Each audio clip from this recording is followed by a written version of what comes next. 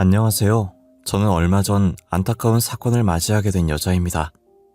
다름이 아니라 저를 정말 친딸로 생각하며 아껴주던 시어머니께서 안타까운 사건을 겪게 되셨는데요. 며느리에게 정말 한없이 잘해주셨던 시어머니셨는데 죽는 날까지도 편히 가시지 못하셨어요. 지금부터 저희 시어머니께서 어떤 일을 겪게 되셨는지 여러분들께 이야기해보려고 합니다. 시어머니께서는 아들만 셋 있는 아들 부자셨어요. 저는 그 중에서도 막내 아들과 결혼한 막내 며느리였죠. 시어머니께서 살아생전 늘 입에 달고 다니는 말이 있으셨는데요. 죽기 전에 소원이 하나 있다고. 그건 바로 첫째 아주버님의 결혼이었어요. 둘째 아주버님과 저희 남편은 20대 중후반이라는 나이에 결혼을 했었어요. 심지어 애까지 낳아서 벌써 애가 초등학교 입학했거나 입학을 기다리고 있었죠. 반면 첫째 아주버님은 동생들 다 결혼하고 30대를 다 보내고 있을 때까지도 결혼을 못하고 계셨어요. 누구를 만나는 것 같지도 않고 회사 집만 반복하는데 저러다 노총각으로 죽는 게 아닌지 걱정하셨어요. 큰 아주버님은 결혼할 마음이 있는 건지 시어머니의 마음을 아는 건지 모르는 건지 주말에도 밖에 나가는 모습을 본 적이 없어요. 그래도 시어머니께서 자식 농사를 잘 지으셔서 3명 다 대기업에 다니고 있었어요. 큰 아주버님도 대기업에 다니고 못난 얼굴도 아닌데 왜 결혼을 못하는지 모르겠더라고요. 그래도 몇 년 전에 만나는 여자 있는 것 같아 보였는데 잘 안 됐는지 아무런 소식이 없었어요. 시어머니께서 걱정을 너무 많이 하시길래 제 주변 사람들 중에서 괜찮은 사람 있으면 큰 아주버님께 소개를 해드려야 하나 싶을 정도였어요. 아무래도 30대가 끝나가는 나이이니 큰 아주버님도 포기하신 것 같았어요. 그러다 큰 아주버님이 30대의 마지막 해를 맞이했을 때 폭탄 선언을 하시더라고요. 그 전에 중반부터 결혼을 전제로 만나고 있는 사람이 있다고요. 같은 회사에 다니면서 만나게 됐다고 하시더라고요. 그 말을 들은 시어머니는 너무 좋아하시고 저희는 놀랬어요. 저는 시어머니가 그렇게 밝게 웃을 수 있는 분이라는 걸 처음 알았어요.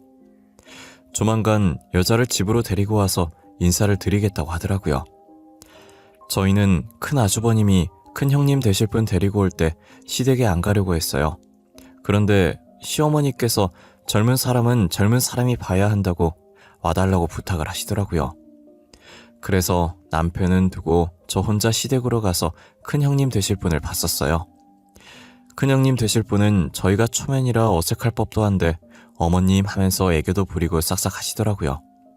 분위기 풀어보려고 노력도 많이 하고 시어머니 도와주려고 시어머니 뒷공무니를 졸졸 따라다니는 게 제가 보기엔 별다른 점은 찾지 못했고 단면만 봤을 땐 괜찮아 보이더라고요. 시어머니도 그런 큰형님의 모습에 이뻐하고 마음에 들어하시는 것 같았어요. 저도 나빠 보이진 않아서 결혼하셔도 잘 살 것 같다고 말씀드렸었어요. 그렇게 두 사람은 결혼했고 한동안은 잘 사는 듯해 보였거든요. 하지만 두 사람 사이만 좋았지 시댁과의 사이는 좋지 않았어요. 결혼 후 큰형님의 성격이 점점 변해가고 있다는 것이 느껴졌거든요. 시간이 지날수록 결혼 전 인사드리러 왔을 때 싹싹했던 큰형님의 모습은 찾아볼 수가 없었죠. 큰형님은 저희 시어머니를 늘상 무시하고 면박을 주기 시작했어요. 시어머니께서는 어딜 가도 무시당할 분이 절대 아니시거든요. 젊었을 시절 교사가 직업이었을 만큼 공부도 잘하셨고 항상 며느리들을 친딸처럼 잘 챙겨주시거든요. 큰형님은 며느리 중에 자신만 대기업에 다닌다는 그 이유 하나만으로 대기업 다니는 며느리한테 잘 하라는 듯 콧대를 세우고 있는 것 같았어요. 둘째 형님은 전업주부시고 저는 중소기업에 다니고 있었거든요. 큰형님은 시어머니가 무슨 말을 하든 틀렸다면서 자신이 가르치려고 들었어요. 사소한 것 하나까지도 틀렸다고 달려들기 바빴어요. 큰형님은 시어머니를 무시하는 것에서 끝나는 게 아니라 시댁 전체를 무시했어요. 가족 모임에서도 이런저런 핑계를 대며 제일 늦게 와서 제일 일찍 나갑니다. 모든 준비는 저와 작은 형님이 했고 큰형님은 늦게 와서 준비도 안 하고 일찍 가서 설거지도 안 해요. 큰형님이 와서 하는 거라곤 남이 차려준 밥 먹기, 식구들 무시하기 뿐이었죠. 동서들, 음식 맛이 왜 이렇게 형편이 없어? 식구들 먹는 음식에 이렇게 장난을 쳐도 되는 거야? 형님은 항상 바쁘다는 핑계로 늦게 와서 하신 것도 없으시면서 매번 이렇게 음식 핀잔이나 주고 계시네요. 그럴 거면 그냥 차라리 오지 마세요. 어머, 막내 동생 말하는 것 좀 봐. 어디서 막내가 싸가지 없이 큰형님 말하는데 토를 달아? 아, 못 배워서 그런가? 못 배운 티 좀 내지 마. 진짜 쪽팔려. 형님은 다른 교육은 많이 배우신 것 같은데 예절 교육은 안 배우셨나 봐요. 청학동 예절 교육 신청해드릴까요? 형님한테 꼭 필요하신 것 같은데. 순하디 순한 시댁 식구들 중에 큰형님께 유일하게 입바른 소리 하는 건 저뿐이었어요. 괜히 큰형님한테 말 걸었다간 나이 더 많은 아주버님이나 작은 형님이 좋은 소리 못 들을 거라는 걸 알기 때문에 일부러 말을 잘 걸지 않아요. 솔직히 어린 사람한테 훈계질 당하면 얼마나 기분이 나쁘겠어요. 하지만 저는 어차피 나이도 어리고 서열도 낮으니 막말해도 그러려니 하거든요. 오히려 제 입바른 소리로 화가 나는 건 큰형님이시죠. 그래서 저는 큰형님이 시비 거시면 똑같이 하고 싶은 말 다 하고 살았어요. 제가 큰형님 말에 맞받아치면 듣고 있던 시어머니와 둘째 아주버님 내외는 푹 하면서 웃어요. 보통 어린애한테 당하면 자존심 상해서 시비 안 걸 텐데 큰형님은 더 달려들더라고요. 또 제 성격이 누군가 저를 밟으면 밟은 대로 가만히 밟히고 있는 성격이 아니거든요. 그런 제 성격을 큰형님께서 제대로 건드는 사건이 있었어요. 어머님이 욕실 청소를 하시다가 미끄러지는 바람에 꼬리뼈를 살짝 다쳐서 병원에 입원한 적이 있었어요. 작은 아주버님은 중요한 미팅 때문에 늦게 오셨고 저희 남편은 지방 출장 가서 당일에 병원에 못 왔어요. 작은 형님은 죽으라 소식 듣자마자 병원에 가 계셨고 저는 일 마치는 대로 바로 갔었어요. 큰형님과 큰아주버님은 뭐가 그리 바쁜지 병원비랍시고 꼴랑 20만 원 보내고 안 왔더라고요. 제가 또 한 소리 하려는데 시어머니께서는 괜찮다고 차라리 얼굴 안 보는 게 더 낫다고 말리시는 거예요. 다행히 그 다음 날이 주말이라서 저랑 작은 형님이 번갈아 가면서 시어머니 병간호를 했어요. 그런데 웬일로 일요일 저녁에 큰형님이 친히 병원까지 행차를 하셨더라고요. 그러더니 누워있는 시어머니께 대뜸한다는 말이 어처구니가 없었어요. 어머님, 그렇게 굳이 뭐하러 화장실 청소하겠다고 설쳐요, 설치길. 나이를 그 정도로 드셨으면 가만히 있는 게 상책이에요, 어머님. 하나 때문에 가족들 다 하고 이게 뭐예요? 야, 말이면 단 줄 알아? 아픈 사람 앞에서 뭐? 설쳐? 얘 진짜 정신이 제대로 나갔네? 당장 어머님한테 사과 안 해? 너 평소에 무식하다는 말을 입에 달고 다니는데 진짜 무식한 건 너야. 너 방금 뭐라 그랬어? 야? 너? 정신은 네가 나간 거 아니니? 어디 하늘 같은 형님한테 고작 막내 나부랑이가 야, 너 거리고 있어. 형님?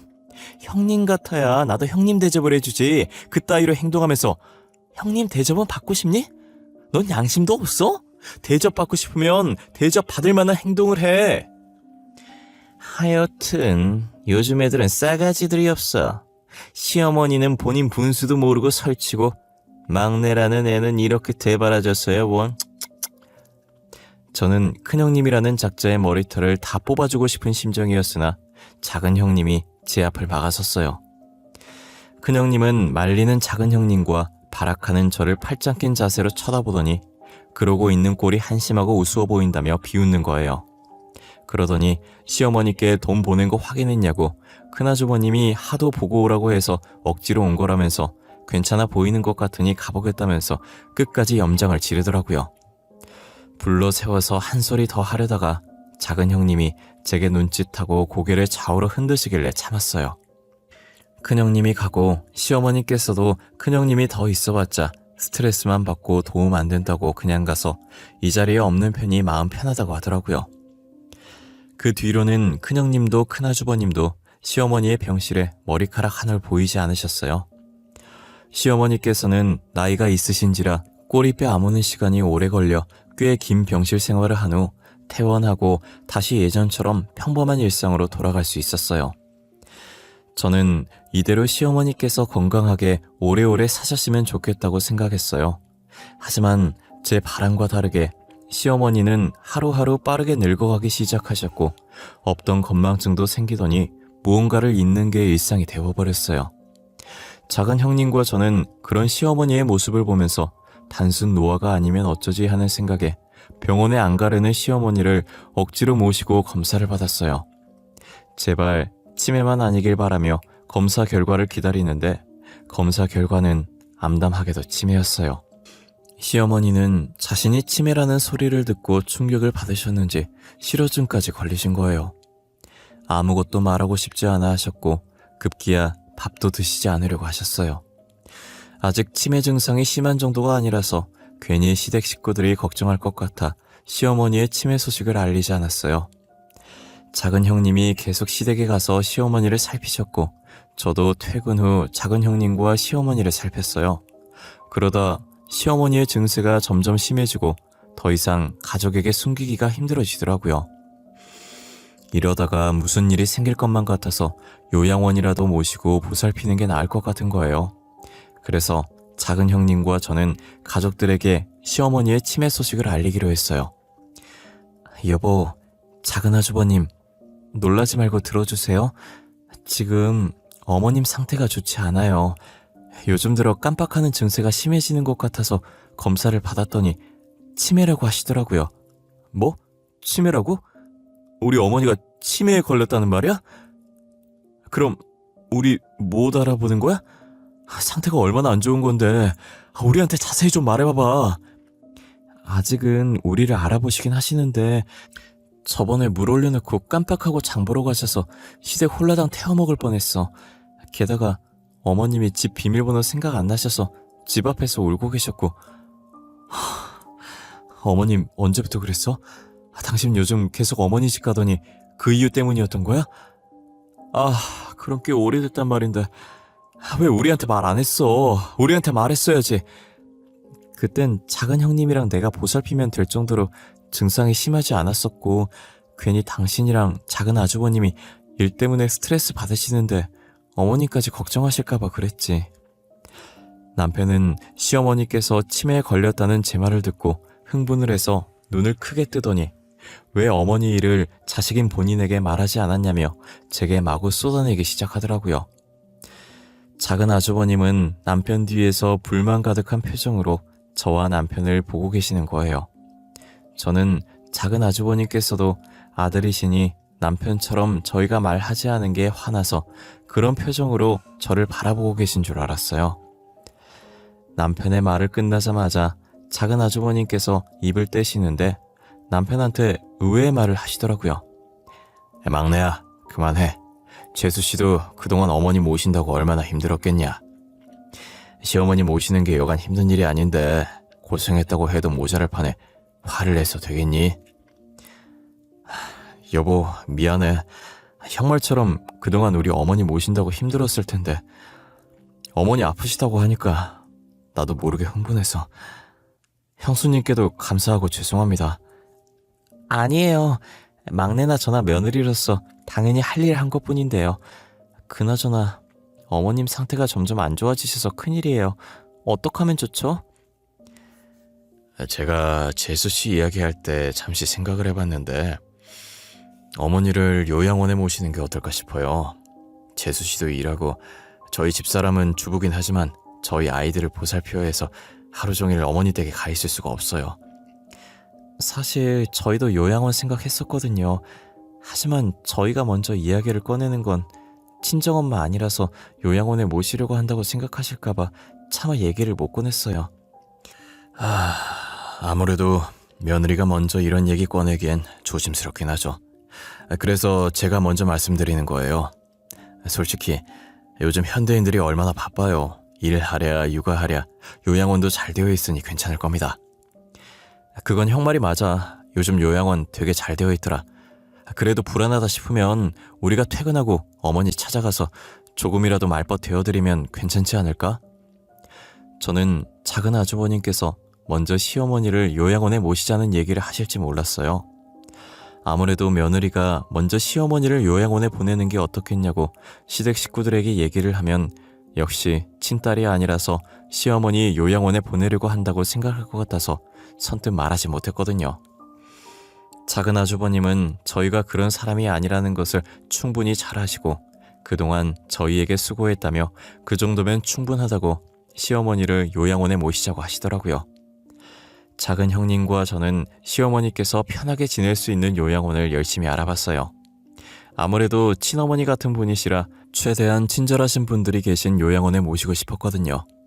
그렇게 2주 정도 요양원을 알아본 후 저희가 심사숙고해 선택한 요양원에 시어머니를 모셨어요. 병실에 누워있는 시어머니를 보는데 작은 형님과 저는 괜히 죄송해서 눈물이 나려고 하는 거예요. 저희가 죄송한 표정으로 서 있자 시어머니는 남의 집 자식들인 며느리를 힘들게 할까봐 걱정이었는데 요양원에 와서 다행이라고 이제 편하게 지낼 수 있겠다고 말씀하시더라고요. 자신은 진짜 마음 편하니까 미안해 하지 말라고 앞으로 안 올 거 아니지 않냐면서 웃는 모습이 보기 좋으니 웃으라고 하시는 거예요. 그 말에 형님도 저도 시어머니께 자주 오겠다고 웃어 보였어요. 작은 형님네라 저희 부부는 이 소식을 큰형님네에 알려야 하나 말아야 하나 엄청 고민을 했어요. 어차피 알려도 시어머니 보러 오지 않을 것 같았고 보러 온다고 해도 사람 속만 뒤집어 놓을 것 같았어요. 하지만 작은 아주머님께서 그래도 제일 맞은데 그러는 거 아니라면서 자신이 연락해놓겠다고 하더라고요. 저희는 솔직히 큰형님네가 시어머니를 보러 올 거라는 기대도 하지 않았어요. 하지만 저희 예상과 다르게 개과천선을 하신 건지 큰형님과 큰아주버님이 요양원으로 찾아온 거예요. 제가 퇴근하고 시어머니 병실에 도착한 지 5분 정도 지나고 큰형님네가 울상으로 들어오더라고요. 또 어떤 말로 사람 속을 뒤집으려고 왔나 싶어서 팔짱 끼고 그들을 쳐다봤는데 그들은 울 듯 말 듯한 표정으로 시어머니에게 다가가 시어머니의 두 손을 꼭 잡았어요. 갑작스러운 일에 시어머니께서는 놀란 눈으로 저와 작은 형님을 번갈아 쳐다보셨고 저와 작은 형님도 적잖이 놀라서 멍한 표정으로 서로를 쳐다봤어요. 큰형님은 시어머니의 두 손을 잡자마자 눈물을 터뜨리더라고요. 그동안 못되게 죄송했다고 다시는 안 그럴 테니 아프지 말라고 하시면서요. 큰아주버님도 그간 찾아오지도 않고 무심해서 죄송하다고 앞으로 자주 찾아뵙겠다고 못난 아들 용서하시라면서 큰형님 뒤에서 눈물을 훔치시더라고요. 뒤늦게 퇴근하고 온 남편과 작은아주버님도 병실 문을 열자마자 자신들 눈앞에 펼쳐진 광경에 말을 잇지 못하고 슬금슬금 저희 옆에 와서 무슨 일인지 사태 파악을 하기 시작했어요. 어머님, 앞으로 제가 자주 올게요. 매일매일 찾아올게요. 그동안 못되게 굴어서 정말 죄송했어요. 다시는 안 그럴 테니까 아프지 마세요. 네? 엄마, 나도 미안했어. 그러니까 아프지 마. 나 엄마 없으면 못 살아. 그간 바보다는 핑계로 무심했던 거 정말 미안해. 앞으로 자주 올 테니까 못난 아들 용서해줘. 그래. 알겠어. 다 큰 애들이 왜 이렇게 울고 그래? 누가 볼까봐 겁난다. 알겠으니까 누가 보기 전에 빨리 눈물 닦아. 시어머니께서는 난처한 표정으로 큰형님과 큰아주버님을 달래기 바빴고 큰형님과 큰아주버님은 시어머니 곁에서 안 떠나려고 하셨어요. 그래도 큰형님네가 빈말을 한 건 아니었는지 둘째 형님께서 시어머니를 보살피는데 큰형님네가 제가 없을 때도 자주 찾아온다고 하시더라고요. 정말 제대로 마음을 고쳐먹기로 한 모양인 것 같았어요. 하지만 저희 세형제 부부의 극진한 보살핌에도 불구하고 시어머니 상태는 점점 안 좋아지더라고요. 다른 건 다 깜빡하셔도 저희는 끝까지 잊지 않으셨던 분이 이제는 저희조차도 못 알아보실 만큼 상태가 좋지 못했어요. 천천히 상태가 안 좋아진 것도 아니고 갑자기 안 좋아지셔서 왜 그런 건지 영문을 모르겠더라고요. 의사 선생님 말로는 극심한 스트레스를 받아 치매 진행 속도가 빨라진 것으로 보인다고 하는 거예요. 하루 종일 요양원에 계시고 둘째 형님이 잘 보살피셔서 스트레스 받으실 일이 전혀 없으실 텐데 도대체 어디서 스트레스를 받으신 건지 도무지 모르겠더라고요. 저희는 스트레스가 원인이라는 의사 선생님의 말을 받아들일 수가 없었어요. 혹시나 요양원 직원들이 시어머니께 스트레스 주시는 건가라는 생각을 아주 잠깐 했었지만 다들 착하신 분이고 늘 자신의 가족처럼 생각하시는 분들이라 절대 그럴 일은 없었어요. 날이 갈수록 치매 증세는 심해지시고 스트레스의 원인은 알 수가 없으니 답답하더라고요. 스트레스 원인이라도 알면 그걸 해결하고 조금이나마 시어머니를 편하게 해드리고 싶은데 말이에요. 원인이 뭔지 모르니 일단 저희는 시어머니를 이전보다 더 극진히 보살피자는 생각을 했어요. 저희 새형제 부부는 극진히 시어머니를 모셨지만 시어머니는 저를 기다려주시지 않으셨고 뭐가 그리도 급하셨는지 요양원에 들어간 지 1년 만에 저희 곁을 떠나셨어요. 저는 시어머니께서 돌아가셨다는 게 한동안은 믿지 않았어요. 시어머니가 돌아가시고 제일 슬퍼한 건 큰형님네였어요. 큰형님은 장례식장에서 시어머니의 영정사진을 보며 목 놓아 우시다 기절까지 하셨어요. 큰아주버님도 넋이 나간 사람처럼 시어머니의 영정사진만 뚫어져라 보셨죠. 저는 그 모습을 보며 진작에 더 잘하셨으면 얼마나 좋았을까 싶었어요. 저희는 정신없는 장례식을 마친 후 부조금 계산하며 시어머니 유언장 이야기를 하고 있었어요. 시어머니께서 유언장을 안 남기신 것 같은데 어떻게 할까 저희끼리 고민하고 있는 와중에 큰형님은 주머니에서 봉투 한 장을 꺼내더니 저희에게 내미시더라고요. 작은 아주버님은 큰형님이 내민 봉투를 받아들어 봉투 안에 있는 종이를 꺼냈어요. 큰형님이 저희에게 내민 것은 다름 아닌 시어머니의 필체로 적힌 유언장이었어요. 유언장에는 큰형님네한테 모든 유산을 주겠다고 되어 있었고 시어머니의 손도장까지 찍혀 있었어요. 작은 아주버님은 아무 말도 못하고 종이를 떨어뜨리셨고 저와 둘째 형님이 그것을 주었어요. 작은 형님과 저희 부부는 시어머니의 유언장을 보자마자 이건 잘못된 거라고 이의 제기를 했죠. 아까까지만 해도 울고불고 난리였던 큰형님네는 저희가 의의 제기를 하자 표정이 싹 바뀌더니 어머니께서 그렇게 하기로 한 걸 왜 자신들에게 의의 제기를 하냐며 콧방귀를 끼더라고요. 재산을 전부 자신들 앞으로 남겨주기로 했으니 아량을 베풀어 부조금은 나눠 갖자고 하는 거예요. 저희는 어떻게 그럴 수 있냐고 따졌지만 유언장에 적힌 필체가 시어머니의 필체가 맞아서 더 이상 아무것도 할 수가 없었어요. 아무것도 해결하지 못한 채 어머님의 유품을 정리하러 제일 먼저 요양원으로 향했어요. 요양원에 가면 여전히 웃는 얼굴로 저희를 반겨줄 것 같은데 이제 요양원에서 저희를 반기는 건 서랍에 들어있는 1년간의 시어머니의 흔적들이더라고요. 서랍에 있던 시어머니의 유품들을 박스에 하나씩 담는데 베개 밑에 노공기 하나가 있더라고요. 왜 노공기가 베개 밑에 들어있었는지 모르겠지만 일단 시어머니께서 쓰시던 베개 밑에 나왔길래 시어머니의 다른 물품들과 함께 노공기를 박스에 담았어요. 그리고 시댁에 가서 병원에서 들고 온 박스를 내려놓고 집안을 눈으로 한번 훑었어요. 시어머니께서 시집 오시고 추억이 많이 담긴 이 집에서 한 번도 이사를 가지 않았다고 하셨었는데 집안을 훑어보며 그 말이 생각나서 이 집이 꼭 시어머니 같다는 생각에 눈물이 났어요. 흐르는 눈물을 닦고 다시 시어머니의 유품을 정리하기 시작했어요. 곳곳에서 새형제가 어릴 때 쓰던 물건들이 하나둘씩 나오기 시작하더라고요. 저도 오랜만에 보는 카세트 테이프를 반가운 마음에 같이 있던 카세트 플레이어에 넣고 재생시켰어요. 새형제의 옹알이부터 가족들 앞에서 노래자랑 한 것까지 추억들이 이 카세트에 다 들어있었어요. 한창 카세트를 틀다가 문득 병원에서 들고 온 녹음기가 생각나는 거예요. 저는 과거의 새형제가 그 녹음기 안에 들어있지 않을까 하는 마음에 재생시켰어요. 눈물을 흘리며 듣고 있었던 저는 녹화되어 있던 어떤 여자의 음성이 스피커로 흘러나오자 놀라서 소리를 지르며 녹음기를 던지다시피 떨어뜨리고 말았어요. 녹음기에서 흘러나왔던 여자 목소리의 주인공은 큰형님이었어요. 저는 입을 틀어막고 녹음기에서 나오는 소리를 듣고 있었고 요양원 잔금 결제 후 뒤늦게 온 작은 형님이 입을 틀어막고 있는 저를 보고 왜 그러냐며 놀라다가 어디선가 들려오는 소리에 같이 입을 막았어요. 알고 보니 시어머니의 치매 진행 속도를 빠르게 만들었던 스트레스 원인이 큰형님이었어요. 녹음기에 들어있는 파일이 죄다 몇 시간씩 되는 걸 보아하니 시어머니께서 정신이 있을 때 켜서 정신이 없을 때의 상황을 녹음 후 다시 정신이 돌아오셨을 때 끝인 것 같았어요. 녹음기 속 큰형님은 작은 형님께 심부름을 시키더니 작은 형님이 병실을 나가자마자 본래 큰형님으로 돌변해서 시어머니께 악담을 쏟아붓더라고요. 정신이 온전치 못한 시어머니의 귀에 대고 당장 유언장을 작성하라고, 모든 재산을 첫째에게 넘겨주겠다고 하라고 매일같이 시어머니를 조여왔던 거예요.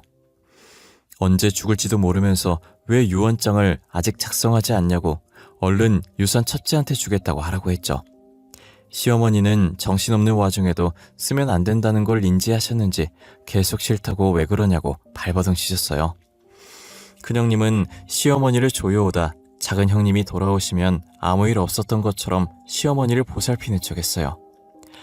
매일같이 찾아와 시어머니께 유언장을 작성하라고 다른 아들들 잘못되어도 상관없냐며 재촉을 했고, 결국 시어머니는 두려운 마음에 큰형님이 말하는 대로 받아줬고 손도장을 찍었던 거예요. 어쩐지 큰형님이 시어머니께 눈물을 흘리며 마음에도 없는 사과를 하고 병실에 계속 찾아오더라니 모든 것이 시어머니의 재산을 노리고 그런 것이었어요. 작은 형님은 모든 사실을 알고 자신의 탓이라며 자책을 했어요. 본인이 자리만 비우지 않았더라면 시어머니께서 그렇게 빨리 떠나지 않았을 거라고 주먹으로 자신의 가슴을 퍽퍽 치면서 울부짖었어요. 저는 작은 형님을 끌어안고 절대 작은 형님 탓 아니라며 그런 생각 하지 말라고 했어요. 그래도 이 녹음본으로 시어머니 재산을 지킬 수 있어서 다행이라고, 이것마저 큰형님네로 넘어갔다면 그건 진짜 시어머니께 죄 짓는 것이라고 했죠. 작은 형님은 제 말에 일단 시어머니 재산부터 다시 되찾자고, 그리고 자책을 하든 용서를 빌든 하자더라고요. 저희는 녹음본을 남편과 작은 아주버님께 들려줬어요. 남편과 작은 아주버님은 듣자마자 주먹으로 탁자를 내리치더니 절대 용서할 수 없다고 하더라고요. 변호사 선임비가 얼마나 들든 상관없다고 최고의 변호사를 선임해 재판을 벌이자고 했어요. 그렇게 엘리트 변호사를 선임했고 저희는 큰형님네를 상대로 소송을 시작했어요. 다행히 저희의 증거자료와 시어머니의 유언장이 공증되어 있지 않다는 점, 그리고 정신이 온전치 못한 상황에서 쓰여졌다는 점까지 더해서 유언장이 유효하지 않다는 판정을 받게 되었어요. 저희는 재판에서 승소하고 시어머니의 재산을 지켰다는 생각에 환호를 내질렀어요. 큰형님네는 나라를 잃은 표정을 하더니 재판이 끝나고 저희에게 찾아와 자신의 죄를 반성한다고 제발 시어머니 재산 조금이라도 줄 수 없겠냐고 뻔뻔하게 부탁하더라고요.